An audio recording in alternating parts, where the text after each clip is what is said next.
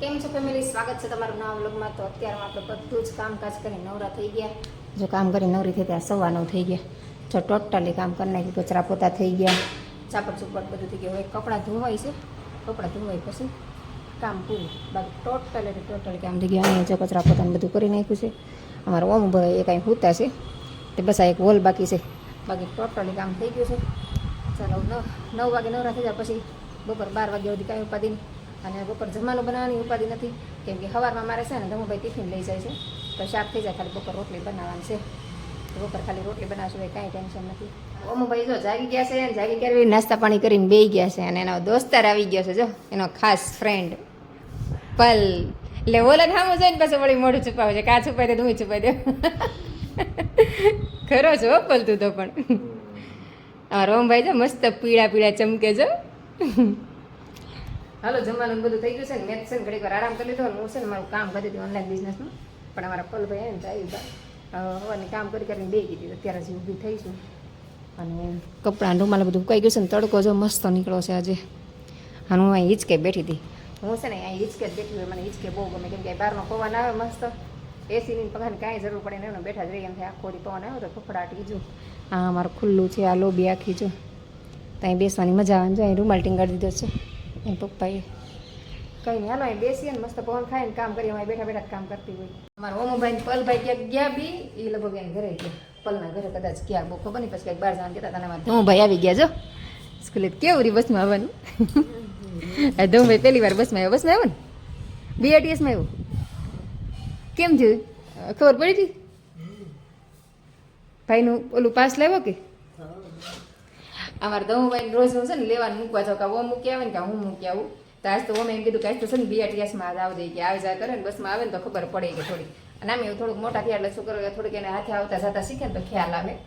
તો કે જો કે મારો ઓમ તો આવતો જતો રહે, પણ ધમભાઈ આજ પહેલી વાર બસમાં આવ્યા તો મને થોડીક બીક લાગતી હતી કે આવી અક્ષિક નહીં આવી હતી એમ। અને એમાં પાછું સુરતનું ટ્રાફિક એટલે હદને બાર, BRTSમાં બધા ધક્કા મક્કી કરતા હોય, કાં તમે એવું છે ને કે અત્યારે નહોતું એવું બધું ટ્રાફિક, બહુ એટલે બહુ ટ્રાફિક હોય। સવારમાં ને સાંજે બહુ હોય, બપોરે તો હજી ઓછું હોય, પણ સવારમાં એવું એટલું ધક્કા મકી હોય આપણે એમ થાય છોકરાને બસની બહાર નાખી દેશે આમ। આપણો જીવ જ્યાં સુધી છોકરા ઘરે ન પહોંચે ને ત્યાં સુધી ત્યાં રહે, એટલું ટ્રાફિક હોય BRTSમાં। તમારે આવું થતું હશે, મા હોય ને વધારે થાય, બાપાની થાય ન થાય એવું નહીં, પણ માનો જીવ શું છે થોડોક કંઈક કહેવાય ને કંઈક કંજૂસ્યો જીવ હોય, કે છોકરા માટે જીવ હોય વધારે એવું, બરાબર કંઈ નહીં। હારું હાલો અમે ધમભાઈ આવી ગયા, નાસ્તા પાણી કરાવી લઈ, મારા જે કપડાં મૂકેલાને બાકી છે ને, ચાદરમાં કીડીઓ બહુ થઈ ગઈ ને, તમે જો અત્યારે ચાદર કાઢી છે, ચાદર મેં બીજી પાથરી દઉં અને આ ધોઈ નાખું, તો હાલો ફટાફટ કામ પતાવી દઈએ। આમાં ધાર્મિકભાઈ આવી ગયા, નારા હાર મીનાબેન આવી ગયા। હો કેટલા દિવસથી આવી? જય શ્રી કૃષ્ણ। કેટલા દિવસ થઈ ગયા? કા મામાને ઘરે ગઈ હતી ને તો દેખાતી કેમ નહોતી? સ્કૂલે જતી હતી, હજી આવી જ લાગો છે ને સ્કૂલેથી, યુનિફોર્મે કાઢ્યો નથી। અમારા મીરાબેન આવી ગયા જો, હવે બધા ધીમે ધીમે આવશે, કેમ કે હવે વેકેશન ખુલવા માંડ્યા એટલે હવે બધા દેખાશે ને, આમ પાછી શું ઓછા દેખાશે કેમ કે સ્કૂલ ખુલી ગઈ એટલે નક્કી ન હોય, 5 સાડા 5 હું પાછી થોડી કામમાં હોય। હવે ધમભાઈ સ્કૂલ શરૂ થઈ ગઈ એટલે એમ બધા અટવાઈ ગયા છે। ભાઈ નાસ્તા પાણી કરી નાખ્યા ને, થોડાક વાસણ ઉટકવાનું બાકી તે વાસણ ઉટકી નાખ્યા, અને અત્યારે અમારે જવું શર્મિલાબેનના ઘરે, તો હાલો ફટાફટ માથું બાથું ઓળવીને તૈયાર થઈને જાય શર્મિલાબેનના ઘરે। ઓમભાઈ અમારે વી ગયા તો ધમું કે મમ્મી હાલીને આપણે જઈએ, હાલ કાંઈ નહીં જઈએ આવી। તો અત્યારે શર્મિલાબેનના ઘરે આવી હતી ને, હવે હું જાઉં છું ઘરે, અને અહીંયા જો ખોદકામ કર્યું છે બધે, અને બસ શાકભાજી વીણે છે। હું છે ને અત્યારે શાકભાજી લેવાય, ધાર્મિક છે ને શર્મિલાબેનના ઘરે રોકાણો છે ને શાક માર્કેટમાં, જો ટ્રાફિક કેવું છે, જો અત્યારે બહુ ટ્રાફિક હોય, અને અહીંયા જો ગાય ઊભી છે, અને જો આ સાઈડ ટ્રાફિક નથી, આ સાઈડ ખાલી ટ્રાફિક છે। તો હું ધાર્મિક બે ગયા હતા શર્મિલાબેનના ઘરે, પછી ત્યાં લગભગ અડધી કલાક બેઠા મા દીકરો, પછી ધાર્મિકને મેં કીધું હાલતી કે મારે અહીં રહેવું છે, કાંઈ નહીં રહેતા, પછી હું દોણું દળાવા ગઈ, દોણું લેતી આવી વળતા, શાક લેતી આવી, અને અત્યારે આવી ઘરે, અને વાતાવરણ જો વરસાદ જેવું થઈ ગયું છે, ત્યાં જો વાદળા થઈ ગયા છે, આવીને થોડી ગરમી થઈ ગઈ ને, બસ માથું દુખે છે મને સવારનું, તો ઘડીક વાર પોરો ખાઈને પછી રસોઈ બનાવી નાખી, સાંજે રોટલા બનાવવાનું વિચાર છે, તો દોણું દળા ગઈ બાજુ કંઈ નાનો પોરો ખાઈને રસોઈ બનાવી નાખી। આજે છે ને મેં ઓલું ભાવનગરનું કુરિયર કર્યું હતું, તો મારે છે ને કાલે હું દેવા ગઈ હતી ને તો પછી બંધ હતું, તો પછી હું આજે દેવા ગઈ, કેમ કાલે રજા આવતી હતી 2 દિવસની, તો પછી કાંઈ 2 દિવસની આ પડ્યું રહે, તૂટી ફૂટી જાય ને કે તમે ઘરે જ રહેવા દો, તો પછી નહોતું દીધું, તો હું આજે દેવા ગઈ હતી। તો આજે કુરિયર દેવા ગઈ ને તો છે ને મારી યાર ફ્રોડ થઈ ગયું। ફ્રોડમાં તમને એમ થશે કે ફ્રોડમાં શું હોય છે તો ફ્રોડમાં એવું હતું કે જો મારે છે ને કુરિયરનું વજન કેટલું હતું ખબર છે 1 કિલો અને 200 ગ્રામ હતું. મતલબ 1 કિલો મારે જે જ્યુસ મોકલવાનો એનો બાટલો હતો 1 લીટરનો, એટલે 1 લીટર એટલે 1 કિલો થયું. અને બોક્સનું વજન 100 ગ્રામથી 150 ગ્રામ બરાબર છે. તો મેં 200 ગ્રામ વજન લીધું, એટલે મેં 1 કિલો અને 200 ગ્રામ જેવું વજન થશે. તો હું ત્યાં કુરિયર લેવા ગઈ ને તો એ ભાઈ કે તમારે 1 કિલોના 60 રૂપિયા ભાવ લાગશે એમ. કંઈ વાંધો નહીં. તો મેં એને બોક્સ આપ્યું તો એ ભાઈ કે તમારે 2 કિલો છે એ કે તમારે 120 રૂપિયા દેવાના. તો મેં કેમ 120 રૂપિયા દેવાના? મેં મારે વજન તો મેં 1 કિલો છે, મેં ખોખાનું વજન ગણો મેં 100 ગ્રામ કે 200 ગ્રામ હશે. અને ખોખું પાછું હાવ એટલે હાવ હળવું હતું. 100 ગ્રામ વજન તો હશે જ તે માંડ એવું વજન, પાછું ભારે ખોખું નહોતું, હાવ પતલું પોપલા જેવું ખોખું હતું. તો મને કે જોન બેની કે હું ઝીરો કરીને તમને બતાવું કે, તો એને ઝીરો કરીને બતાવ્યું તો એ 2 કિલો જ થતું હતું. પછી મેં કીધું હોય નહીં, મેં કીધું મારે 1 જ કિલો બોટલ છે 1 લીટરની. મેં તો આવી રીતે કેમ થાય? પછી મેં કીધું કાંઈ એમાં નથી દેવું, મેં લાવો મેં બોટલ પાછી. તો એ ભાઈ પાસે મેં બોટલ લઈ લીધી પાછી. અને પછી મારા ફ્રેન્ડના ઘરે ગઈ, ત્યાં છે ને મેં વજન કર્યો તો 1 કિલો અને 200 ગ્રામ વજન થયું. તો એ ભાઈ મને 700 ગ્રામ વજન વધારે કીધું. મતલબ 700 ગ્રામના પૈસા એ મારી પાસે વધારે માંગતા હતા. પછી મારે દવણું દળાવવા જવાનું હતું, જો અત્યારે દવણું લઈને જ આવી છું. જાતે દવણું દળાવ્યું બાજરાનું. તો ત્યાં ઘંટી એવું ગઈ ને તો ત્યાં વજન કાંટો હોય તો તમને બધાને ખ્યાલ છે. તો ન્યાય મેં વજન કરીને જોયું તો ન્યાય 1 કિલો અને 200 ગ્રામ જ થયું.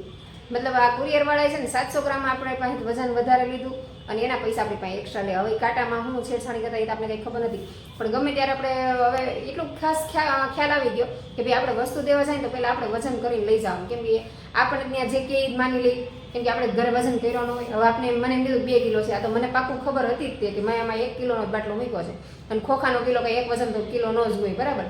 એટલે મને ખ્યાલ હતો, નહીંતર તો મને એ કહે કે 2 કિલો છે તો હું તો આપી જ દેત ને પૈસા. તો આવી રીતે આપણી સાથે ફ્રોડ થાય છે ને આપણે પૈસા દઈ દઈએ આંખ બંધ કરીને. તો તમે પણ ક્યારેક કુરિયર દેવા જાઓ ને તો ધ્યાન રાખજો આ વસ્તુનું કે તમને પોતે જ વજન કરાવી લેવાનું આપણે, અથવા તો ગમે ત્યાં આપણે જાય ને આપણે હું કરિયાણાવાળાને ત્યાં ગમે રહીને વજન કરાવી લેવાનું એટલે પાકું ખબર પડે કે આપણી પાસે કેટલું વજન છે ને આ લોકો કેટલા પૈસા લે છે.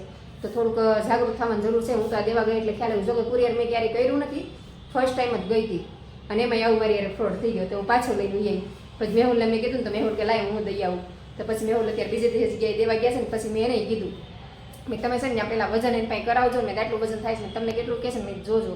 અને પછી મેં મને કહેજો ને પછી મેં વિડીયો હતો ને બનાવેલો છે ને ફોટો હતો ને પાડેલ છે કે કેટલું વજન થાય એમ. એટલે મને વધારે વજન કેમ તો મને કહેજો હું ફોટો પાડીને મોકલીશ. તો આવું થયું મારી યાર. અને અમારા ઓમભાઈ જો ડોકા કાઢે, જો ડોકા કાઢે. અને મારા ધોભાઈ હજી આવ્યા નથી તો પલને યાર ત્યાં રમતો હોય છે કંઈક. હાય ઓમભાઈ, ઓ જોશો યાર. આજે હું બનાવવાના છો જમવામાં? આજે ગલકાનું શાક, ખીચડી ને રોટલી. ગલકાનું શાક ખીચડી થોડું કામ મજા આવે. ગલકાનું શાક આને માથે તો થોડું ખાય. હો? માથે તો થોડું ભળવું ખાવાનું ગમે. જમી કાઢીને કામકાજ કરીને નવરી થઈ ત્યાં અત્યારે 10:30 થઈ ગયા. ખાલી પ્લેટફોર્મ સાફ કરવાનું બાકી રહ્યું છે. વાસુને બધું ઉટકી નાખ્યું. ધમભાઈ છે પથારી કરીને હોઈ ગયા. એમાં ધમભાઈ બિચારા રોજ આને પથારી કરવાનું હોય તો પથારી કરીને હોઈ ગયા. અને મેં બોલામ હિંચકા ખાય છે. મારા અમુભાઈ જો ફોનમાં હોય આખો દી, કાંઈ નહીં કામ કરવું કાંઈ નહીં, કાં ફોનમાં બેઠા રહો. અમારા ઓમભાઈને તે કોલેજ જવાના આવે ને ક્યારેક વરાના વસલેથી જાય ને ફોન ઘુમેડ્યા કરે પછી કંઈ કામ છે. જો વરસાદ બહુ હોય.